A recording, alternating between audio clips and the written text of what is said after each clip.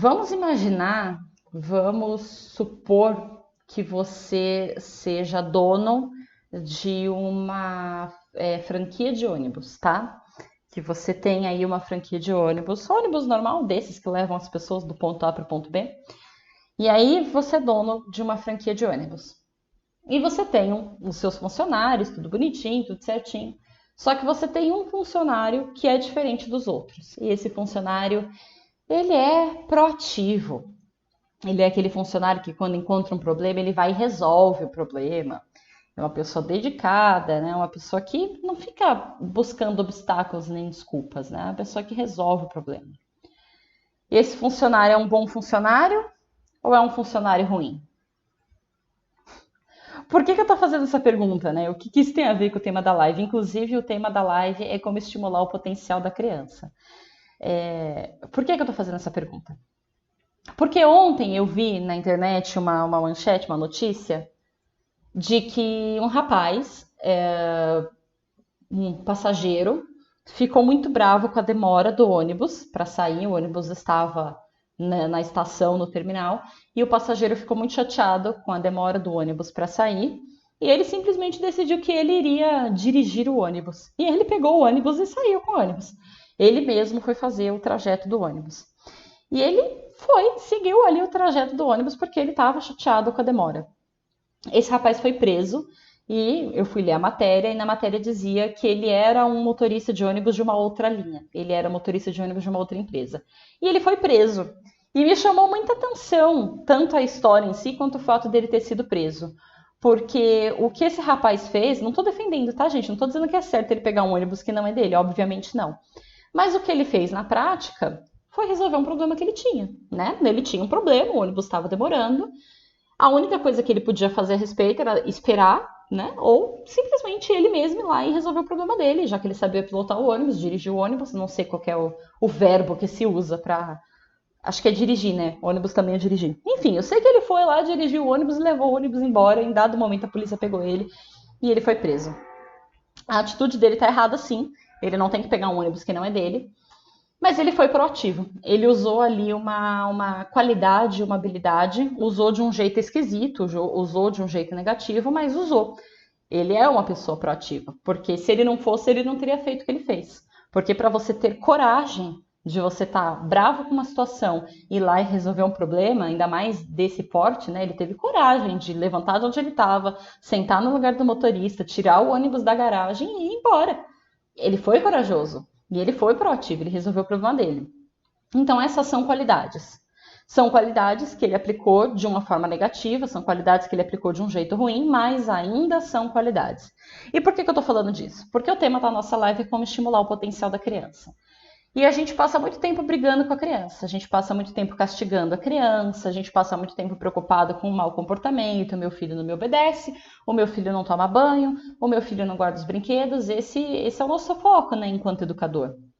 E a gente gasta muita energia pensando nisso. Mas a gente não gasta nem metade, nem um terço, nem um décimo da mesma energia para estimular o que a criança tem de bom. E para estimular de um jeito bom, porque qualidades também podem ser usadas de uma forma negativa, que foi o que esse rapaz do ônibus fez. Ele roubou um ônibus, né? Ele pegou um ônibus que não era dele. Foi proativo, foi corajoso, foi, mas usou de um jeito negativo. E aí que a gente não se preocupa com isso. A gente simplesmente não dá bola, a gente simplesmente não tenta, não quer, não se interessa, na maior parte das vezes, para ir lá e estimular o potencial da criança, né? Ver o que a criança tem de melhor, o que a criança pode oferecer, quais são as características da personalidade dela, quais são as inclinações do temperamento dela. E a gente não pensa a respeito. A gente briga, a gente bate, a gente não, algumas pessoas batem. Castiga, se preocupa com a lição que não está feita, com o brinquedo que não está guardado, mas e aí, com as qualidades? E com o potencial da criança. E isso é tão estranho, né? Isso é tão esquisito. É tão esquisito alguém, inclusive, falar que vai fazer uma live sobre como estimular o potencial da criança. É esquisito. Não é uma live que você vê muito por aí. Geralmente, quando as pessoas querem falar de educação, elas falam assim, como acabar com a birra. É um tema que você vê à torta direito. Eu tenho vídeo sobre isso, inclusive. É importante, é um material importante, não estou aqui dizendo que não. Estou dizendo que não é só isso. Não dá para a gente direcionar todo o nosso foco e toda a nossa atenção em somente olhar para o comportamento ruim. Até porque aquilo que a gente joga muita luz cresce. Tá? Então, se você está o tempo inteiro só focado no comportamento ruim do seu filho, o comportamento ruim da sua criança cresce. Porque você rega, porque você põe energia naquele comportamento, né? E quando eu falo de energia, eu não estou falando de uma forma mística, religiosa, eu estou falando de uma forma prática. Você está dando mais atenção para aquilo. Aquilo tem a tendência de florescer mais, né? Igual a planta. Falando em planta, eu postei hoje lá no Instagram, postei no Facebook também, um post que dizia assim: por que as plantas não ficam de castigo? Que algumas pessoas acharam um cúmulo. Como assim deixar a planta de castigo? Você é louca? E é exatamente esse o incômodo que eu quis gerar. A gente não pensa em deixar a planta de castigo, mas a gente deixa as crianças. E o que a criança tem a ver com a planta? Não são a mesma coisa, nem de longe. Criança é muito mais difícil que planta. Mas o que a criança tem a ver com a planta? O que tem a ver é que a planta, quando ela não está indo bem, quando a planta está com algum problema, quando a planta não está crescendo, quando a planta está amarelada, você não olha para a planta e fala: planta, você não está fazendo o seu trabalho de planta direito, eu vou te botar no escuro e sem água. Você vai ficar ali de castigo do cantinho, planta, para você aprender a fazer fotossíntese direito. Você não faz isso. Você olha para a planta que está morrendo, que está murcha, que está capenga e se pergunta: o que eu estou fazendo de errado? Será que tem luz de mais, luz de menos, água de mais, água de menos? Será que o vaso está pequeno? Você se pergunta, se você se importa com a planta, você se pergunta por que a planta não está crescendo, florescendo, verdinha, bonita.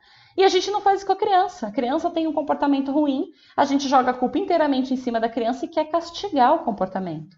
Sendo que a criança, assim como a planta, o comportamento dela, a parte externa, o que ela põe para fora, é só uma resposta do ambiente e da educação que aquela criança recebe. É apenas uma resposta. Se você mudar essa criança de ambiente, se você colocar essa criança dentro de outro ambiente, dentro de outra educação, ela vai responder diferente. Simples assim. Assim como a planta. Se você trocar de vaso, você colocar na luz, ou tirar da luz, colocar mais água, ou tirar um pouco da água, ela também vai responder diferente. É óbvio que a planta é um objeto inanimado, que não anda, que não falha. Eu não estou comparando de maneiras exatas, tá? De maneiras profundas. O que eu estou dizendo é que a gente não leva em consideração que a educação e o ambiente são responsáveis por também moldar o comportamento da criança.